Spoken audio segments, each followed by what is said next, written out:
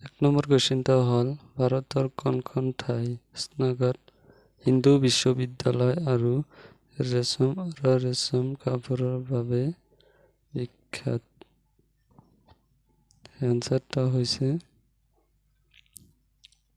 বানাৰসী। ভাৰতৰ ঠাইখনৰ হিন্দু বিশ্ববিদ্যালয় ৰেচম আৰু ৰেচম কাপোৰৰ বাবে বিখ্যাত।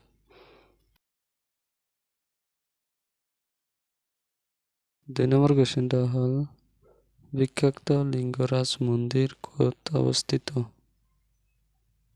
এনচাৰটা হৈছে ভুৱনেশ্বৰত বিখ্যাত লিংগৰাজ মন্দিৰ অৱস্থিত।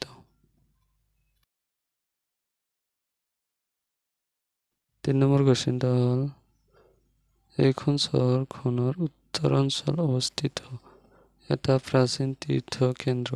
চহৰখনৰ নামটো ক'ব পাৰিবনে? এনচাৰটা হৈছে হৰিদ্বাৰ।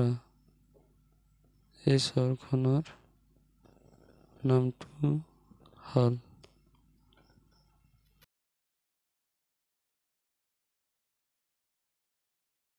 চাৰি নম্বৰ কুৱেশ্যনটা হ'ল বিখ্যাত মীনাক্ষী মন্দিৰ ক'ত অৱস্থিত? এনচাৰটা হ'ল মাদুৰাই বিখ্যাত মীনাক্ষী মন্দিৰ অৱস্থিত।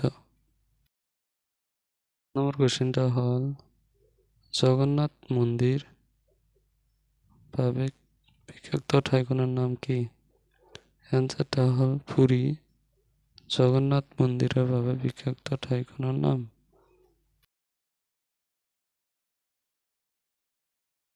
ছয় নম্বৰ কুৱেশ্যনটা হ'ল ভগৱান শ্ৰীকৃষ্ণ জন্মগ্ৰহণ কৰা উত্তৰ প্ৰদেশৰ ঠাইখনৰ নাম কি?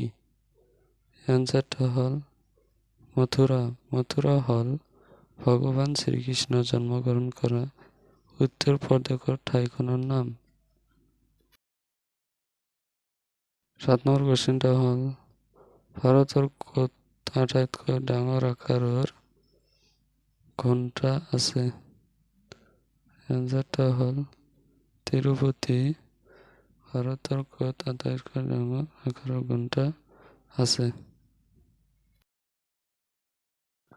৮ নম্বৰ কুৱেশ্যনটা হ'ল তান্ত্ৰিক শক্তিবাদৰ শ্ৰেষ্ঠতম তীৰ্থস্থান দখল কৰা ভাৰতবৰ্ষৰ অসমত অৱস্থিত ইয়াৰ নামটো ক'ব পাৰিবনে? এনচাৰটা হ'ল কামাখ্যা মন্দিৰ। তান্ত্ৰিক শক্তিবাদী শ্ৰেষ্ঠ তীৰ্থস্থান ভাৰতবৰ্ষৰ অসমত আছে ইয়াৰ নামটো হ'ল কামাখ্যা মন্দিৰ। কুৱেশ্যনটা হ'ল জন মন্দিৰ আৰু গৰম পানীত ঘূৰাৰ বাবে বিখ্যাত ঠাই কেইখনৰ নাম কি কি?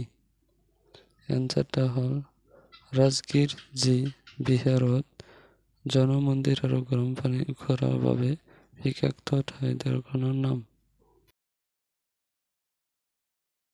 ১০ নম্বৰ কুৱেশ্যনটা হ'ল এজাৰাৰটা প্ৰশ্নযুক্ত ভাৰতৰ দীৰ্ঘতম মন্দিৰ কোনটো? এনচাৰটা হ'ল